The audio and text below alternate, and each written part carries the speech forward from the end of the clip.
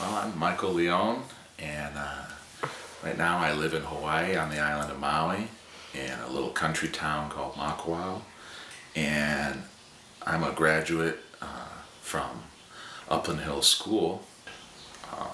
Very few things in my life have touched me the way that Upland Hills has affected me.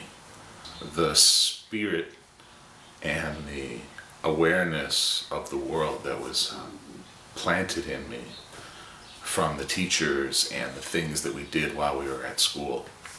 And some of those things were the respect for the ecology and the world and all of the alternative energy and the sustainable living that was happening. Some of the memories I have of at the school with our off-grid wind turbines and underground water heating to heat these beautiful dome that we had our classes in.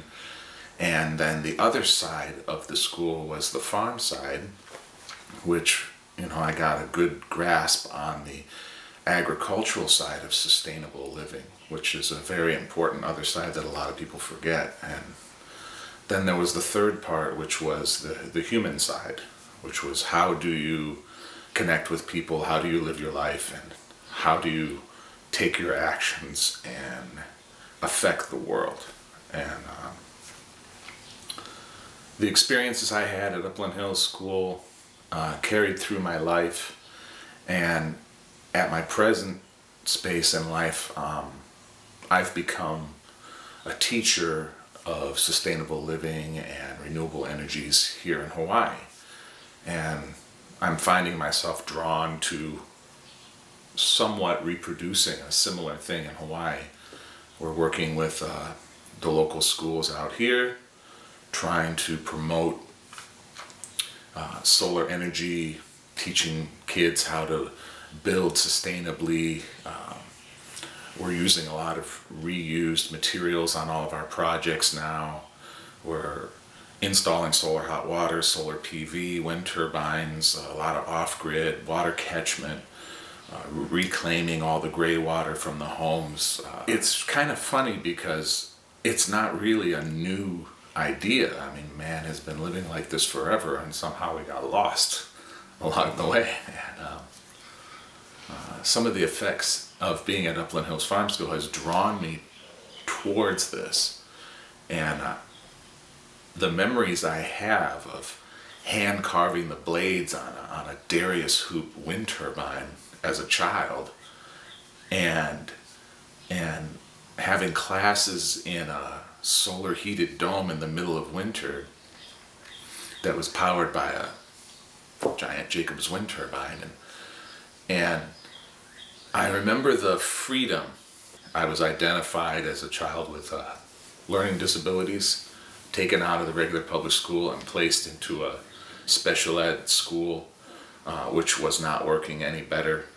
And I was destined to be labeled a person that had severe learning disabilities, and I probably was going to have a hard time in life. And when I went to Upland Hills Farm School,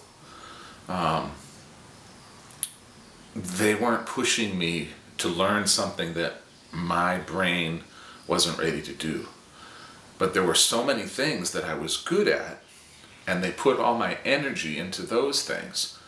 And as a result of being drawn towards something that I really loved, in order to know more about that, I had to learn how to read and how to write and do math, because I had a goal that was focusing me in a direction. And so then I was motivated to learn. Whereas in the public school, they were trying to beat it into me, and it wouldn't work because I had no motivation. I wasn't encouraged. And I can remember being in that special ed school and falling through the cracks, and being very, very young, 7, 8 years old, and